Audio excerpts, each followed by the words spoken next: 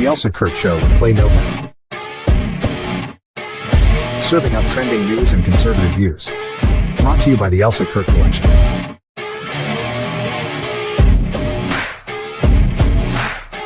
And Refuge Medical. And now, it's time for the show.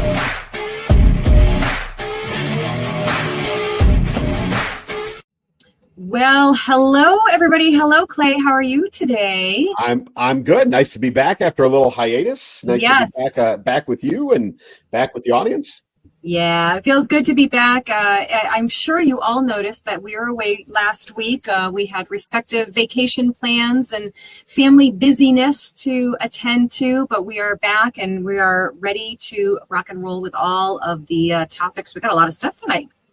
We do. And listen, our audience is who they are. I mean, you guys are here because you want to hear our take on things. You've got your own take on things, but you're usually, you're pretty open-minded. Elsa and I love every week to get involved in the chat window, ask on YouTube or Facebook or wherever. And, we appreciate you all coming back. And we've got, what do we got? 5? We got 5 tonight? I think we have 5. Yeah. We got some good stuff. Good stuff. Thanks to you, Clay. We've got some good stuff to talk about. If you guys are ready, we'll do a quick little break and we'll get right into it. Here we go. Hey folks, Clay Novak here, author of the novel Keep Moving, Keep Shooting. So what I've got here is the Boo Boo 2.0 basic first aid kit. This is the one that you throw in your glove box, throw in the trunk of your car, keep in the house. It's got your Band-Aids, antiseptic wipes, those kinds of things for scrapes and cuts, and some more significant. There is a tourniquet in here. But Boo Boo 2.0, this is the kit that you need all the time. Again, refugemedical.com. You can find it there. Definitely a useful kit. Use the discount code KMKS at checkout. Get yourself 10% off. Refuge Medical, not only buy their equipment, but get their training. Refuge Medical offers training as well. Keep moving, keep shooting. Spring is knocking. Ready to refresh your vibe? The Elsa Collection has everything from page-turning reads to eye-catching fashion, guaranteed to add a little sunshine to your season. Calling all statement makers, Elsa's pieces are designed to turn heads and bring confidence to your closet. But that's not all. Love a good book? Elsa's got your next favorite read waiting just for you. Don't miss Elsa's Amazon affiliate store, filled with hand-picked beauty treasures, home must-haves, and daily essentials. It's like a personal shopping spree made easy. Make this spring your season. Shop the Elsa Collection today and let the fun begin. Oh my goodness. Well, the Tesla situation has not decreased at all. It's still insane. And we're not talking about rising car prices or EV tax credits. We're talking about the actual orchestrated violence and attacks against Elon Musk's Tesla brand stars. Not even, obviously it's because it's his, but attacking other people's vehicles is really what it comes down to. And I think it's kind of ironic, Clay, I don't know about you, but I think it's kind of ironic that the predominant buyer of Teslas have been left-leaning people. So they're torching and keying and, vandalizing each other's vehicles. I mean, the stupidity, right? Yeah, listen, I've seen it. You've probably seen it too. There's actual pictures out there where the, owners will take one of those like soap markers, like kids write on happy graduation or happy birthday, and they'll write on the window, purchased in 2020, before, owner is a Democrat, whatever, and just to try and protect themselves. But, it would make sense, and I'm not advocating obviously for any of this, but it would make sense, the attack on the dealerships and the dealerships only. Right. The attack on the charging stations doesn't make any sense, and the attack on personally owned vehicles certainly doesn't make any sense. And I understand the Cybertruck, seems to be catching the bulk of it because it's the newest model. But that truck came out during the Biden administration. Most of those were pre-ordered and were in the possession of the owner before President Trump was in office, before Elon was was running Doge. So you're right. They're beating each other up. They're causing each other heartache, and it's over just this lashing, this very, very immature lashing out that makes no sense at all. Yeah. And, it's the typical response and reaction that they tend to have. And of course, I'm generalizing, but I mean, it's pretty stinking accurate. So here's the thing, though, like as usual, like the left run media downplays it, barely talks about it, and treats it as if it's like isolated incidents, right? And now Elon Musk himself is coming out and saying that he actually knows who is bad. And I don't know if this is him, trying to scare, it's a scare tactic, or if he really knows. I don't personally know, but now he's saying, oh, I know who's behind it and we're coming for him. So, these are orchestrated attacks from somebody with obviously a lot of money. And of course, my mind goes right to Soros, or Soros backed, right? 100%. Yeah. Yeah. No, it's, a lot of it is, lefty crazy. They still haven't figured out that every one of these vehicles has 7 cameras or 9 cameras on it. You can't sneak up on it. You can't scuff it, dent it, key it, which seems to be the predominant thing, although there has been some spray paint and some other more permanent, kind of stuff. But those, you can't escape that stuff. But it seems that people that keep getting caught are the low-hanging fruit. They're the dumbest ones that haven't figured that stuff out yet.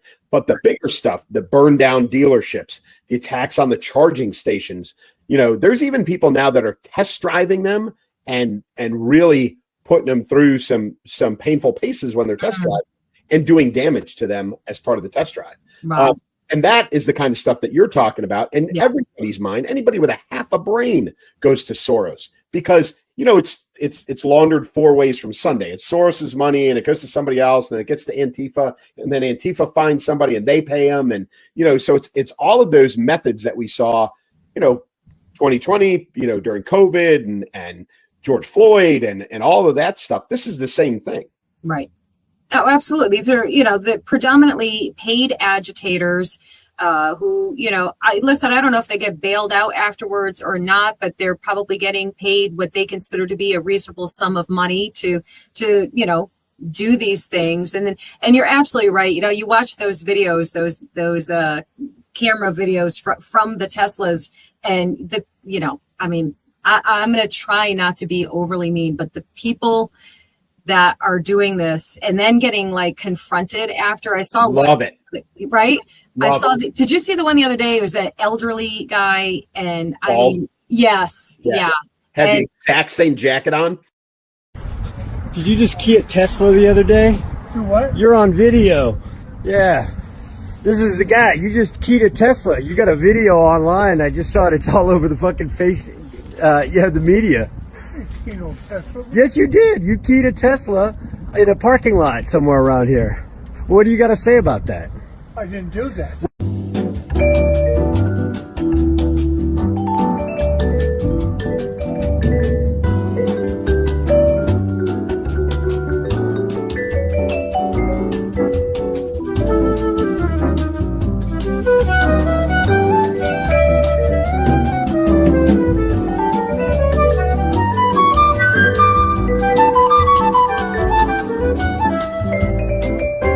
Well, you're on video. I said I plainly saw you doing it. You pulled up from He's like, I don't know what you're talking about. What? Like, you're on camera. How do you not know this at this point, at least? Yeah. Yes, I agree with you. I think those are definitely like the low hanging fruit people who just don't, they're just reactive people. The media and the leftist, the Democrats, we'll call them, because that's what that party is now. They're just all leftist people for the most part. They say, be angry. And they're like, okay, I'm angry. What am I angry about? Oh, it doesn't matter. I'll just be angry and, do destructive things because you told me to. It's unfortunately, though, it's escalating. I say that it's escalating to the individual owner. So that they had the dealership that got attacked, that got firebombed, right? A bunch of cars got burned on that. That person got arrested already. Mm-hmm. And then you had the other one. I don't know if you saw this, like the front of the dealership, they came out with paintball guns, plastered it with a bunch of like maroon colored paint. Mm-hmm. But what you're having now, and this is where things are going to get very, very dangerous, is that you've got, protesters. I don't know another word other than lunatics. Yeah. You've got these lunatics and they're attacking people on the roadway. It's a road rage situation. Yes. So they're cutting them off. They're kind of leaning into them in traffic. They're doing all those sorts of things. Mm-hmm. Right. And thankfully nothing has escalated to a point of real violence yet. But as this continues, if this doesn't get brought under control, that's exactly what's going to happen. You're going to have a conservative concealed carry holder who has got a gun in his or her vehicle who gets rammed on the highway. Mm-hmm. And then they pull over and a lunatic jumps out of their vehicle to attack them because they drive a Tesla, and somebody's going to get hurt. It's going to, and I mean, there's going to be a fatality. somebody is going to get shot over this. It's gonna happen. Yeah. I don't think you're wrong, and I mean, I don't know what the deterrent is, because I think they're already getting charged. These are felony charges. I don't know if they can and are charging every time they catch somebody, if they're charging them with domestic terrorism. If they can, they should. Other than that, I don't know. But I keep hearing the term felony charges against vandalizing these vehicles, because I think it's because they're escalating it to being domestic terrorism, which it is. It is 100%. I don't care who disagrees with me. This is domestic terrorism. It's organized, politically motivated, organized attacks. And I mean, prosecute them to the fullest extent of the law. It's the only deterrent I can think of, that might have some kind of impact, unless they're getting bailed out by, Soros-backed actors. Yeah, and you're right. So there's no deterrent right now. And again, it continues to escalate, which I hate to keep saying this, but it is going to escalate to the point of a fatality here sooner or later. But you touched on it before. And I think the biggest thing is that no one in the media and no one on the left from their political leadership is saying, stop doing this. Stop doing this. Right. No, there is no, hey, enough is enough. Hey, we understand you're frustrated. Hey, don't do this. Nobody is saying that out loud. The media is certainly not saying it, right? And then, of course, the Democratic leadership is certainly not saying it. So when you don't have that, you don't have that example being set, you don't have that leadership quality that says, okay, this is absurd. We've had enough of this. I know you're mad. Stop doing it. None of that is happening. So this is just going to keep going. And again, it's going to turn in something tragic is going to happen, and it's going to be pretty bad. Right. And, and even worse than them not condemning the actions and the behavior, they are absolutely fueling the fire and spurring them on. I mean, you got your Cory Bookers, who we're going to be talking about shortly, and your Jasmine Crockett's and your AOC's, and, all of these, flaming idiots encouraging. And don't forget Maxine Waters, who's always shaking her bony finger at somebody, telling them to, interrupt their dinners and don't let them rest and go to their homes and all of the things. They're not just ignoring it, they're encouraging it, which is actually even worse. Gone are the days where, politicians would like, whoa, our leaders, when you can have these opposing views, you can get pretty nasty and spicy about it. But when it crossed the line into violence and destruction and, riots and all of these things, there was a time, I know nobody can actually remember it anymore because it's so far back in our history now. There was a time when, they'd go, whoa, okay, hang on, everybody's got to calm down. Rein it in. Let's keep this civil, and that is not happening. And I find that to be, truly the most appalling part of all of it. That the people who are supposed to be leading by example for our country are behaving the way they're doing, and I just want to see stern consequence for it, and I feel like we're not seeing it. We're getting a lot of finger wagging. I want to see Mike Johnson do more censuring of these people, and I know I'm kind of drifting off a little bit on this one, but this is kind of where it stems from, because this is who's part of encouraging this kind of behavior. Yeah, and really there are so many consequences to this that aren't being considered. All of these people that are conducting this, domestic terrorism. I won't even say vandalism, because it's not. You are 100% right. This is domestic terrorism. Oh, by the way, Attorney General Pam Bondi says the same thing, right? That's right, she does. Yeah. So these people I don't know if they're thinking through this. I don't know if they even care. But as soon as you are a felon, which is what this turns into, you can't vote anymore. So that's gone, right? Your earning potential goes down significantly. Right.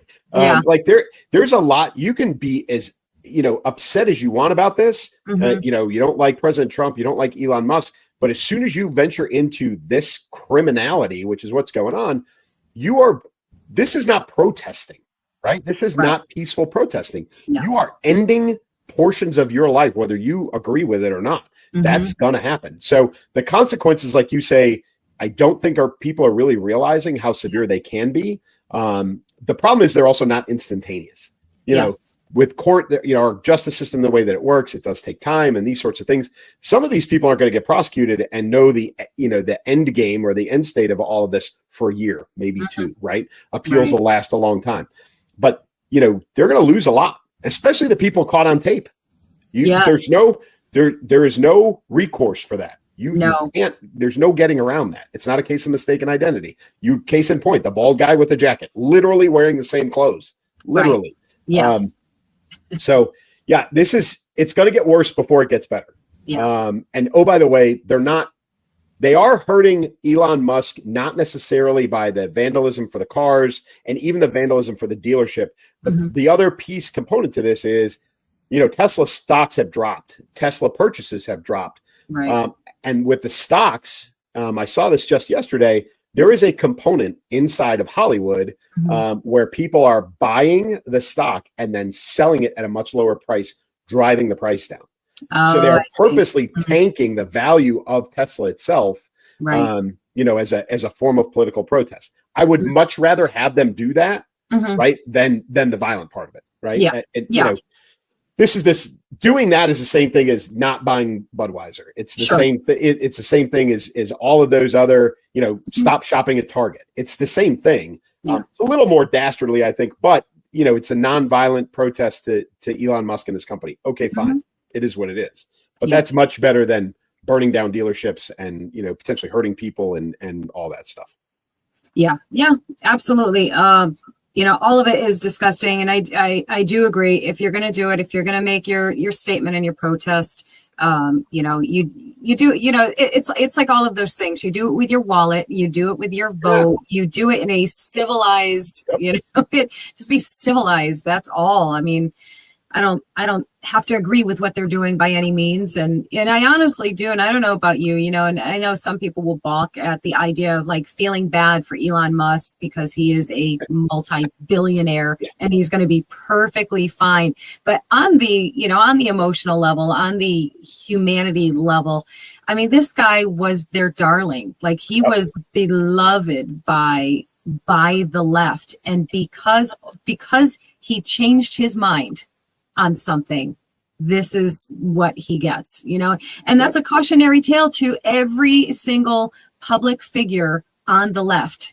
I mean, pay attention to what they're doing to this guy, because say something out of line, get one little fraction out of lockstep, and this is what they do to you. I mean, that anyone would want to be associated with that party and that mentality is beyond me. Absolutely beyond. And you've got the people who don't consider or refuse to consider the other things that he does and has been doing. I've actually, Charlie Kirk, I love watching the Charlie Kirk clips. I love him. But, you've got a lot of people that will, a lot of college kids will take their 30 seconds of fame and talk about how, well, Elon doesn't do it. It's all his employees. It's all, it's all this, it's all that. But you even have, like the ladies on The View were like, I don't understand why we even have SpaceX. Like, we have NASA. They don't even understand that NASA has not sent a manned mission to space since 2011, right? It's been 14 years since NASA did that. Right. Everything else that's been done has been through NASA, but NASA has not launched anything manned into space in 14 years. So, Elon has the capability. SpaceX has the capability. Oh, by the way, the Starlink. We could talk about Starlink. For all of that. Right. Oh, by the way, those that are supporting the war in Ukraine, he's provided them satellite communication. So it's this hatred for Elon. It's guilt by association. And you're right. They turned their backs on him because he decided to go the opposite political direction, changing nothing else. Yeah. Tesla hasn't changed. SpaceX hasn't changed. The only thing he did was he bought X and he let President Trump back on X. Yeah. But other than that, his businesses have not changed. No. And they still hate him. Yep. And they don't even get that they are the ones that pushed him. Yeah. To make this reevaluation. And it's so crazy too when you think about it, right? Like you're talking about like one of the smartest guys alive, and innovator, creator, all of these things. They idolized him. And it baffles me that they wouldn't go, the guy that I idolize and think is one of the smartest humans on our planet right now, he's changing his mind about something. Gee, maybe I should reevaluate and think about it and see, what he's talking about. And instead they're just like, no, the switch goes off and they're like, Elon bad, just like Orange Man bad, Elon bad. it's so bizarre to me how controlled they are by the media. But by the media, I mean, it's by the media. That is 100%. Politicians, I mention them all the time because they're part of it too. But man, oh man, the power that the media has over these people is mind blowing. Yep, and that's, again, they're not speaking out against the attacks on Tesla. They're not speaking about period. I even the reporting on them is minimal. So, it's Elon's bad, Musk is bad, he's associated with Trump is bad. Oh, by the way, he owns Tesla. And then they move on to something else, right? And that's how all of this works. And again, it's orchestrated at multiple echelons. It does, I firmly believe it starts with Soros and it works its way down. The money's being moved around, it's being laundered, and that's how those things, and then the bail's being paid and lawyer fees are being paid and all that other stuff. So everything that President Trump does, everything that's associated with him, every person that is associated with him is a horrible human being. There's no respite there. But that's the party of love. Love and tolerance. Love is love. Be kind, coexist.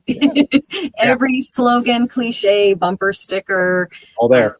All them, and also the same people that and as you well know, I certainly would call myself a victim by any means, but I am a recipient of that type of hate and disgust and contempt from them, just for having my opinions. That's it. It's all you do. Just have an opinion that doesn't go along with theirs, and they will come after you. And I see people on the right, conservative voices who are very moderate in their delivery, like they're actually very kind in the way that they relay the information, but because the information that they're relaying or sharing or truths that they're sharing don't align with what they think, they just rip them to shreds and of course dox them. You're talking about people who will expose where you live, who your family members are, attack your children on social media.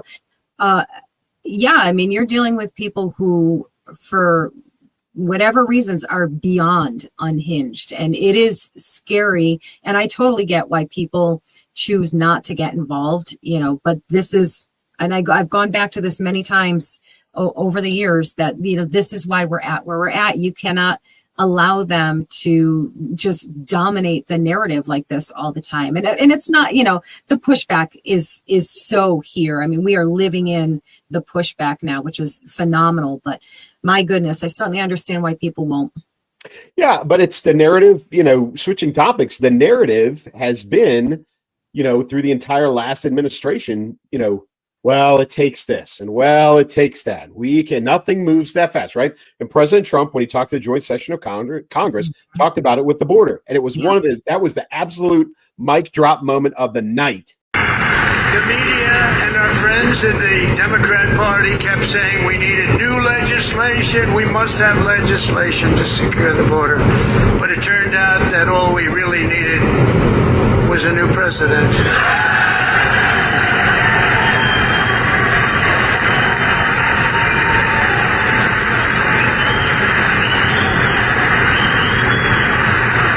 And here we are.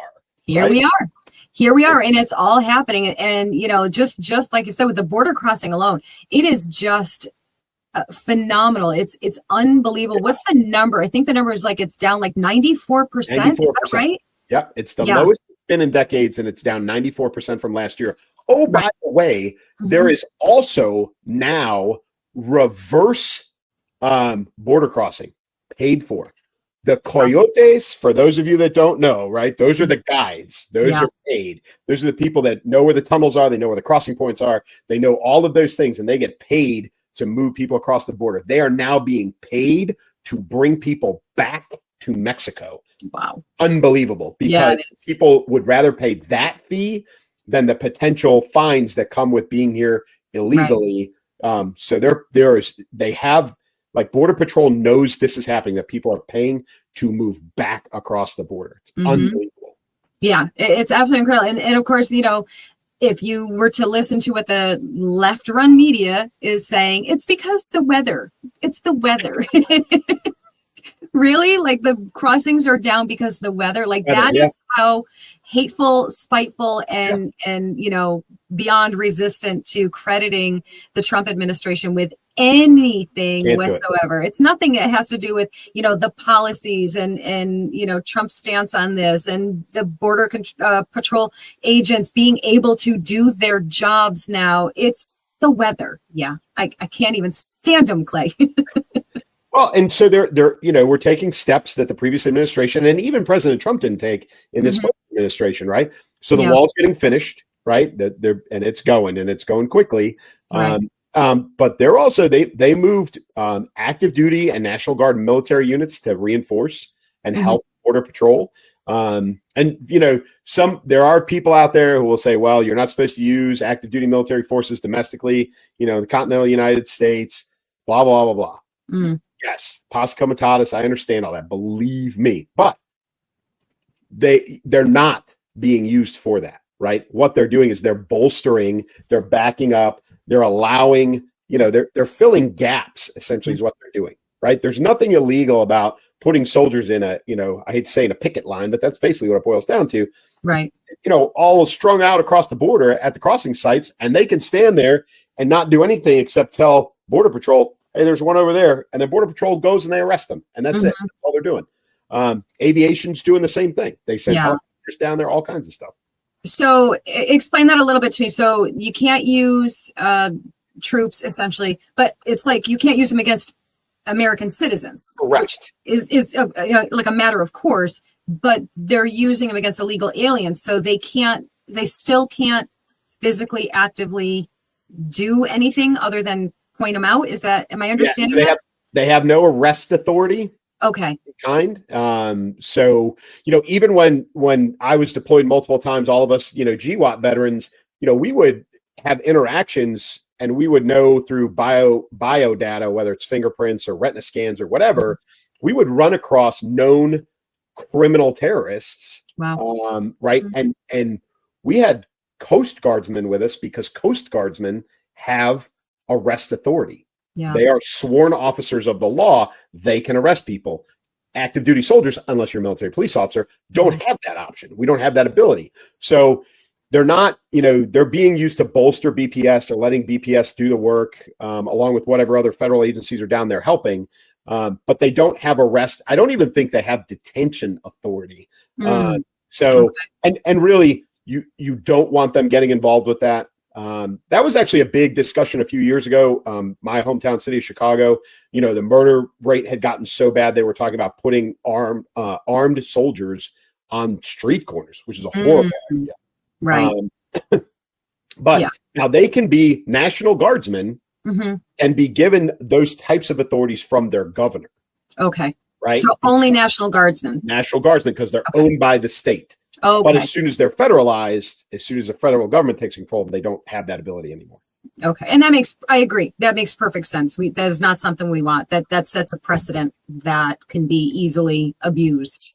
Yeah. I mean, that goes back to literally British redcoats being housed in people's houses, colonial days like that. Right. It goes all the way back to pre-Revolutionary War kind of stuff. There's a reason for all of it, and for good reason. So they're down there, they're augmenting BPS, but they're allowing those folks to do their jobs, which is all part of why, as our headline says at the bottom, the border crossings are down, right? They're catching, the interactions are lower because everybody knows, don't come here anymore. Right. The gravy train's over with. You're not getting free stuff. And at the same time, BPS is they're being allowed to do their job and they're arresting more people. Yeah. Yeah. That's great. So you and I are kind of the same in that we look at, pretty much all of these topics and everything on a intellectual, factual, practical, common sense way. And, the people on the left, I mean, I feel like I'm a broken record saying the people on the left, but I apologize. I can call them tons of different things, but this is where we are. That group of people always look at everything on the emotional level, right? The feelings level. So like when it benefits them. Yeah. When it benefits them. Yeah. Excellent point. Yeah, that's so true. And, right now it benefits them to be so sympathetic to these poor, what do they call them? Undocumented migrants, illegal aliens. Yeah. And they drum up the whole, you're separating families, they've been here and they work and they pay taxes and they do. That's who they focus on and hyper focus on, not the fact that they are getting rid of, the Trump administration is getting rid of, rapists, murderers, gang members, violent criminals. That's who they're getting rid of, and quite frankly, if you are in this country illegally, whether you're a great guy or a terrific woman, if you're in this country illegally, there needs to be a consequence for that. And sure, it is sad when you think about a family who's been here, forever and ever. But the flip side of that is, how many years did you have to do things right? Like, you had the opportunities. Yeah. No, it's not easy. No one is suggesting that it's easy. But it is the process. And for people who are either legal immigrants or are the children and grandchildren of legal immigrants who did everything the right way, the hard way, that sympathy factor doesn't wash. So what would you say to somebody? I'm curious, what would you say to somebody that came to you with that argument and said, these poor people, like Trump's border policies are just cruel and inhumane? Like, would you just tell them? I would tell them, and I have told them, because I've had come to me with that. Just like you, I have the same type of, interactions with people with opposing viewpoints. And, I had a discussion with somebody about a husband and wife, been here for 30 years, still weren't citizens. And they tried to justify, the process is too hard. It's not. It's not. No, I don't buy it. You'll never convince me of it. No way. So right. I have no sympathy for somebody who's been here for 30 years, still doesn't have their citizenship, and deport them. Right. Yeah. The truth is not being told in so many of these cases. There's another one that's out there right now where all the headline is that a dad, I think he's from Maryland, right? Somewhere maybe not Maryland, but no, it is Maryland. He got, wrongfully deported, and now the administration can't find him and bring him back. Well, he didn't, and all it says is like a dad. And the reality is he was involved in human trafficking. He was a known member of, I think, MS-13. He had a warrant out for his arrest, right? So yes, he was, he had a green card. Okay, but he violated law. So sorry, gotta go, right? No, he wasn't an illegal immigrant. He wasn't. He had a green card. He was doing but he violated the law. Get out, right? Same thing. But again, these people, the left manipulates the system. They try to manipulate your emotions. They separating families. They don't talk about the 300,000 kids that we talked about a few weeks ago who got lost in the system. They don't talk about them. Where's their horror and outrage over that? Because that, to me, is one of the most horrific things. We were talking about hundreds of thousands of children gone. Nobody knows nobody can account for where they are. These are kids that were loaded onto cargo planes in the middle of the night and dropped off in, upstate New York, in the dead of night, and trekked out into the woods basically, and just gone. Where's the outrage for that? Yeah. And listen, again, it's all about manipulating emotions, and we're going to talk about the SecDef here in a minute, but this is part, right? He just, I don't know if you saw this. So he just got a new tattoo on the bottom of his bicep. I did. Yeah. Arabic. And I think it says infidel, or it says non-believer, or it says something like that. Right. Yeah. Which I hate to break it to people. I saw a whole bunch of those, throughout the years in global war on terror. Those things are everywhere. But the SecDef's got it on his arm, and everybody's like just blasting him. And oh, by the way, the same people are saying, well, and you've probably seen this too, just because they have MS-13 tattoos doesn't mean they're MS-13. Like that's that's no proof of guilt. But the SecDef's got a tattoo. That means he hates Muslims. Yes. And it's like, so, they'll use emotion, they'll anger, whatever it is, to try and get their way. And they just continue to look foolish. Yeah. Yeah, absolutely. And, the only advice you can, give to anyone on the right who is watching this and experiencing this and doesn't have the platform or the comfort level or even the knowledge base to fight back against them.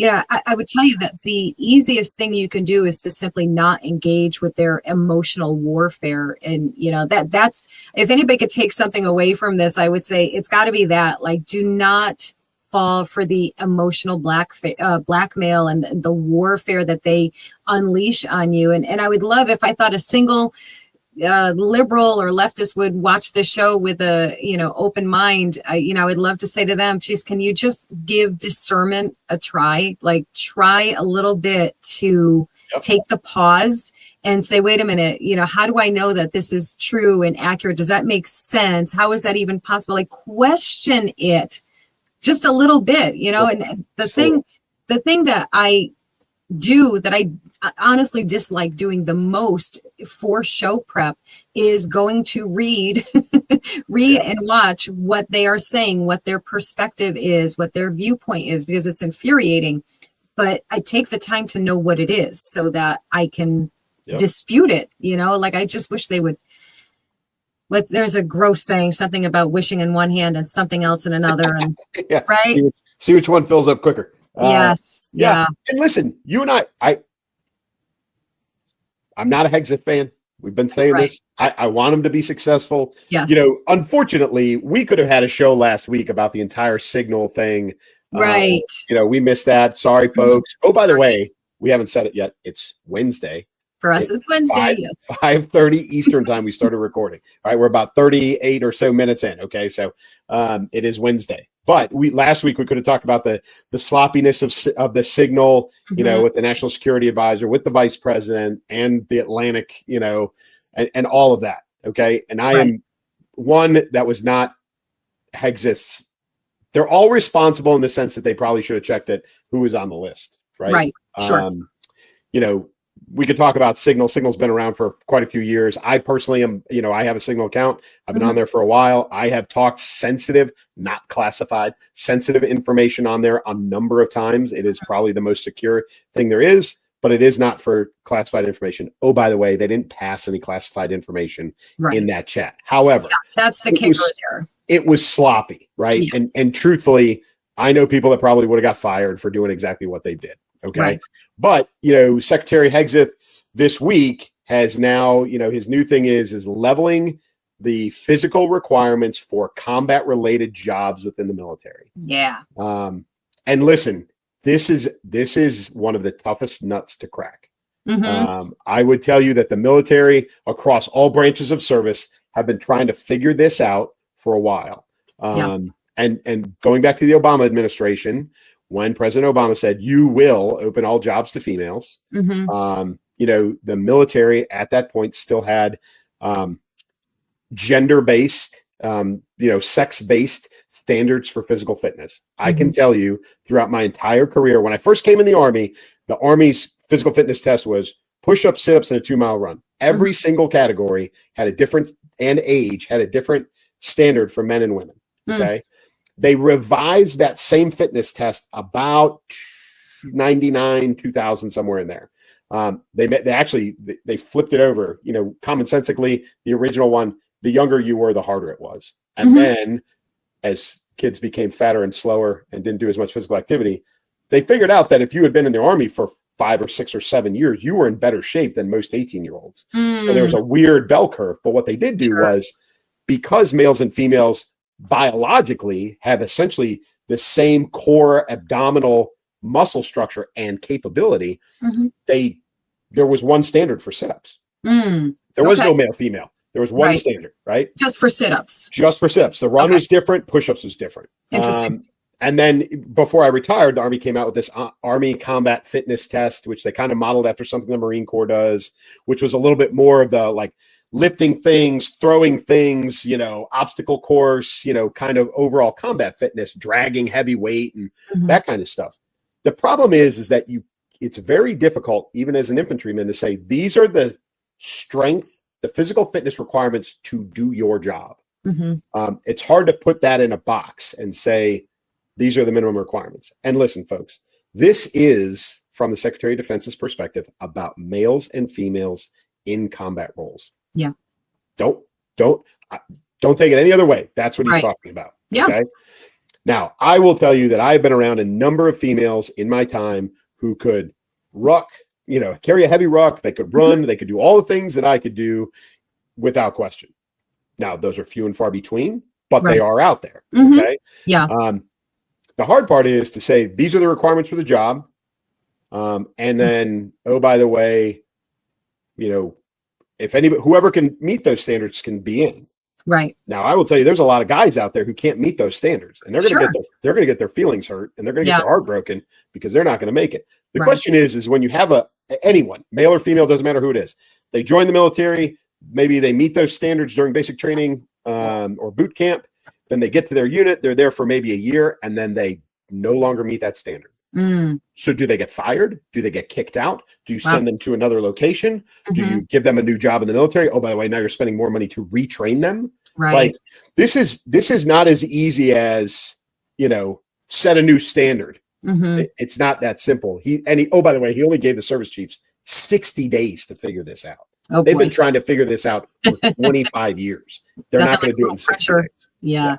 It just seems like such a matter of course, such a baseline expectation to say, yeah, absolutely. Men, women, doesn't matter. If you want to try this, if you want to join the military, you simply have to be able to fit the fitness standard that's required. This is the standard. Doesn't matter if you're male or female. If you can hit it, you're good. Like, it's so simple, but then of course they have to make everything more complicated and difficult because of feelings and being nice, right? We gotta be nice. That's part of it too. But again, this is very specific about combat roles, like things I used to do as an infantryman or special operations or whatever. Like, in the old days, they just literally drew a line and they said, women are not allowed to do these jobs because we're not going to spend the money to try and find the females that can. We're also we're not going to make, concessions for them for bathrooms and showers and billeting and, those kinds of things. That was the position. We're just not going to do it.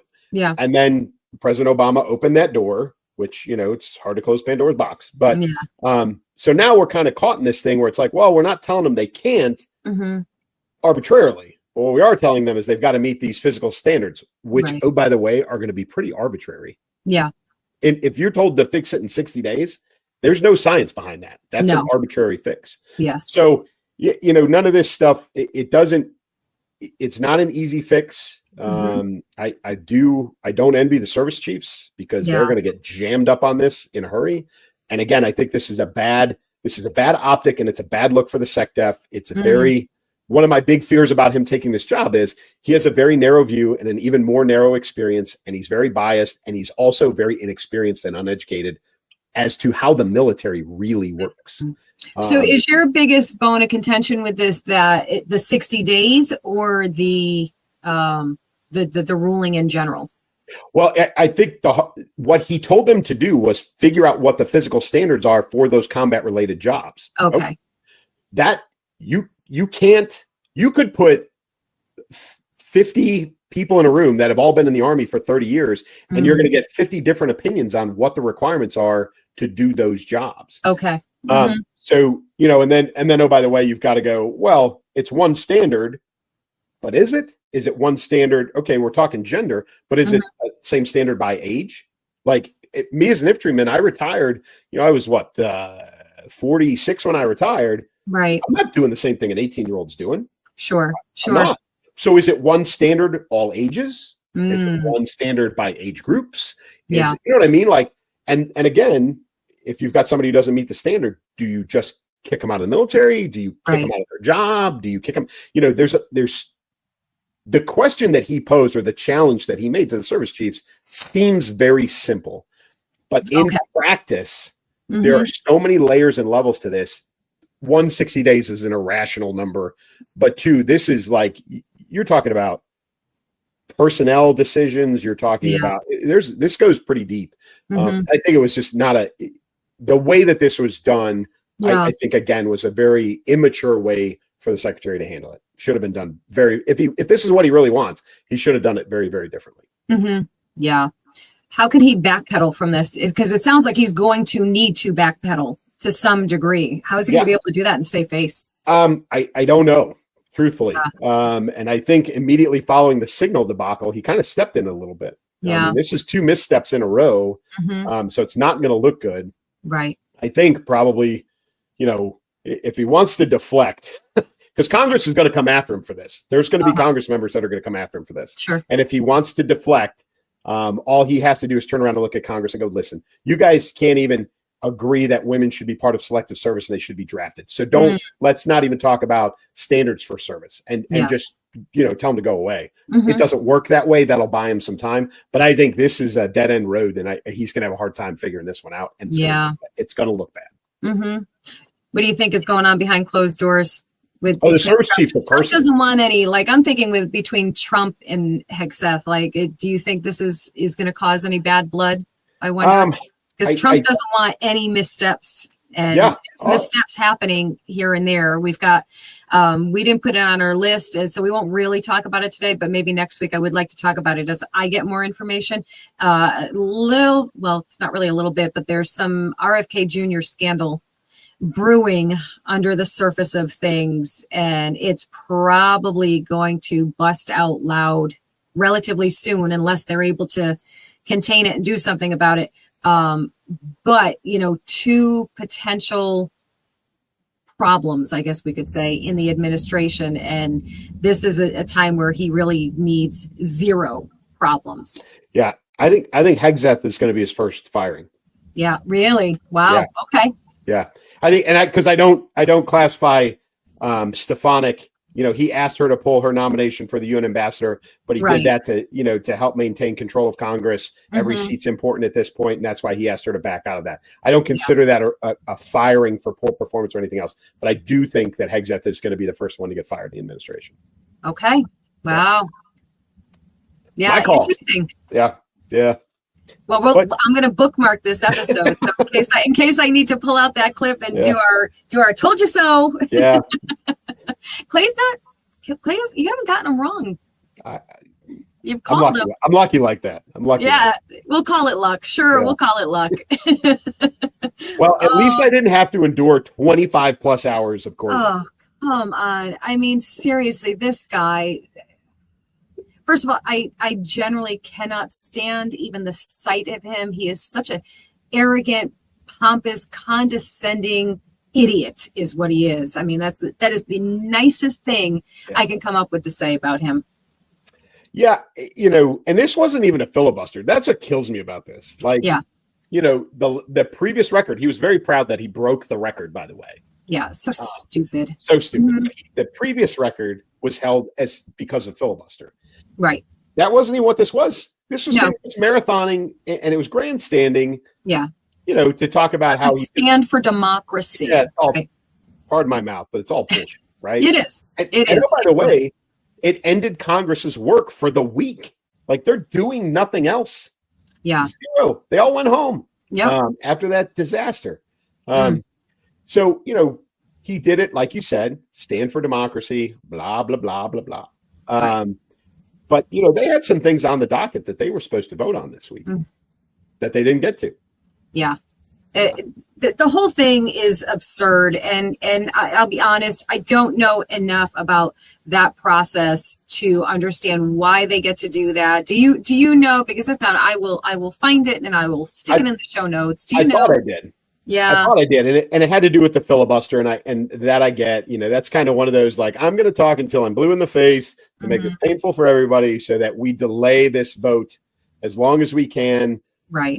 In the sense of maybe we can drum up some opposition. We can flip the numbers a little bit, that kind of thing. Yeah. This had he was just doing it because he can. Yeah. Basically. Yeah. Yeah. This one I don't get at all. So 25 hours.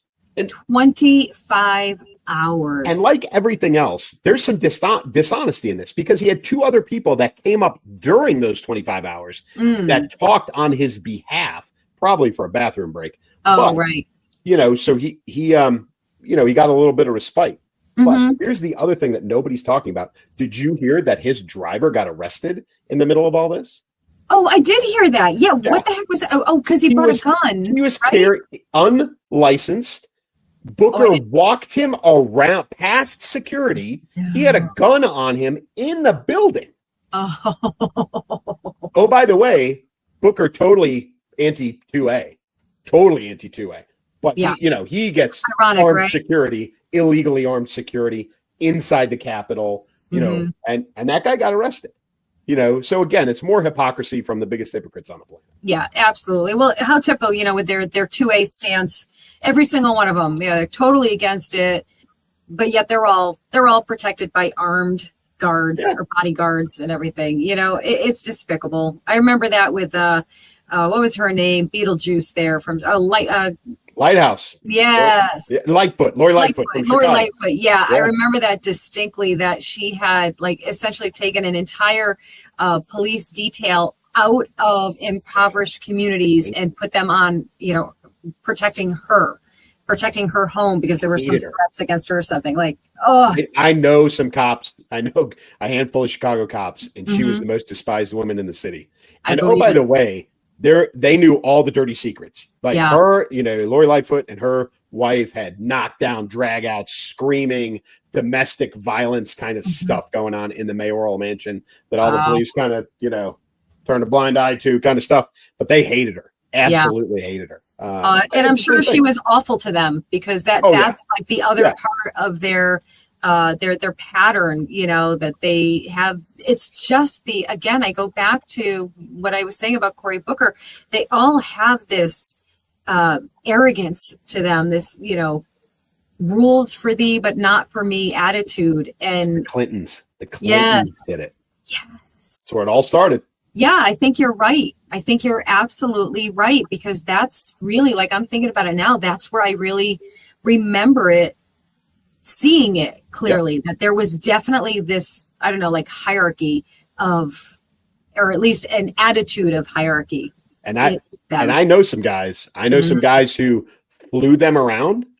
Personally know some guys who flew in the Marine helicopter squadron, that HMX-1. I think that's HMX-1 is the Marine squadron that flies them around. I knew some guys that flew there. I knew some guys who were White House comms during the Clinton administration. I knew one guy who was Secret Service, and they she hated them.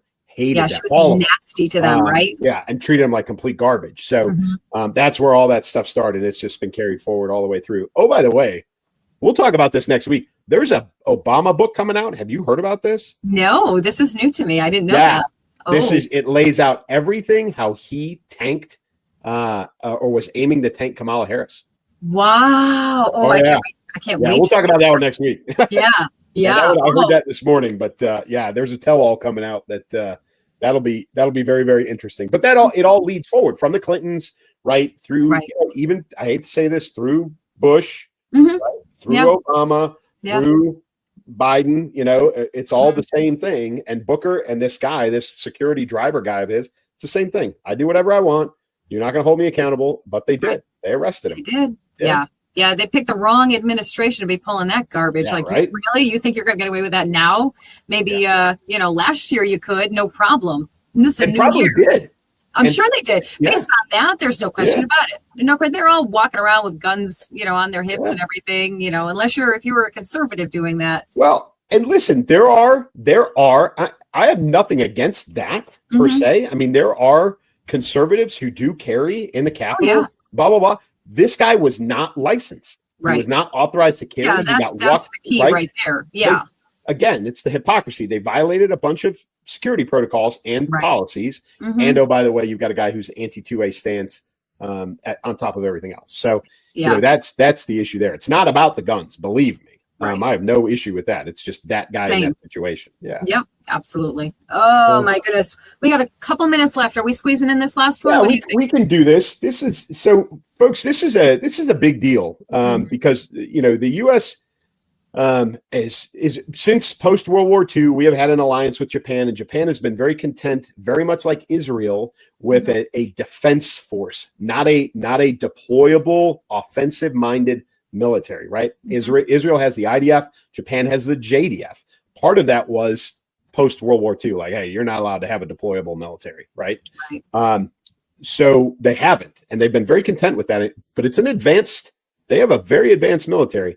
We have maintained U.S. forces Japan because it's a leaping off point for us in the Pacific, has been for years. Okinawa, other places like that. We've had Marine bases, Air Force bases. We have staged out of Japan for a long time. What we haven't had is a war-fighting headquarters in Japan with eyes on China, which is exactly what this is. We are establishing a new, larger headquarters, and I say larger in the sense of, I think what's there now is a 2-star. I think they're elevating it to a 3-star headquarters with eyes on eyes on China. So if the Pacific does escalate, they can flow forces in. We can flow forces in. We've already got an established headquarters. Communications are there. All of those things are there, right? It's tied into the forces we've got in Korea and those kinds of things. So, and Japan's on board with this. Oh, by the way, if you guys don't know your history, the Japanese, the Koreans, and the Chinese all hate each other from centuries of conquering each other.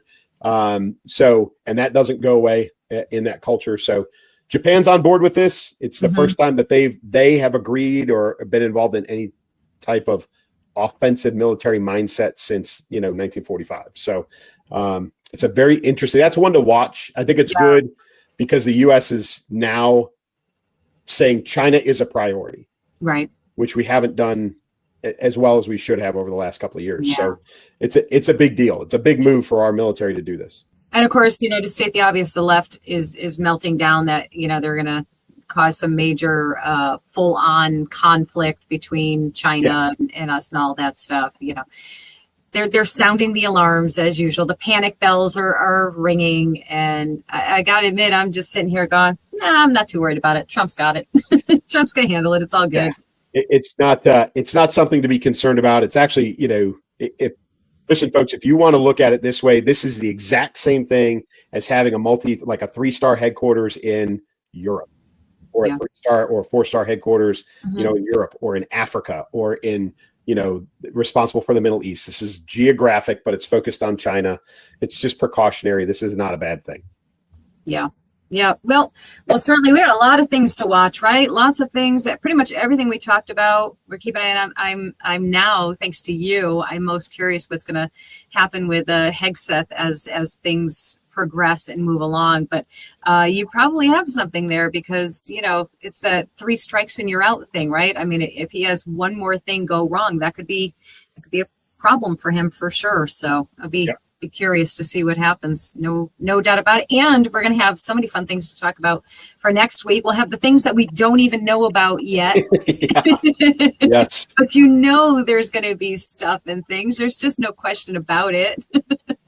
Yeah, it never changes. It always moves. We always get something new. I mean, we pinged, whatever, the book, the Obama book. We're going to talk about that next week, most likely. But, there'll be 50 more things that we'll have to choose from, that I'll have to choose from on Tuesday morning. Yeah. It's on you. It's on you. Yeah. We'll see if RFK Jr. makes the cut next week. I technically don't even want to talk about it. I know I'm talking about it right now, but I technically don't even want to talk about it until there's just more information to talk about. You're ahead of me on this one because I honestly have no clue what you're talking about. Okay. Yeah. It's a little I don't want to call it underground, but I guess it's a little bit underground. So I'm hoping that it's nothing to be overly concerned about. I also, next week, we got to try and squeeze it in. I want to talk about the Daily Wire. This is very, very interesting stuff. So I'm sure it's not going anywhere. This story will be, if anything, it'll be bigger next week than it is right now. So. Very nice. So much to talk about, guys. We appreciate you, as always, hanging out with us. I know Clay already told you. I'm reminding you, we're recording on Wednesday. You're watching on Thursday. We'll be in the comments section watching with you guys. So be sure to engage and share with your friends, your family, your favorite liberal, whoever. Invite them all. Right? Bring them all. Yeah. Oh my goodness. Clay, close them out. Hey folks, we appreciate you. I appreciate you every week. We're glad to be back. 1 week off was enough, probably too much almost, but we do this for you and with you, and we really appreciate everybody tuning in every week. And as always, for me, keep moving, keep shooting. Take care, guys.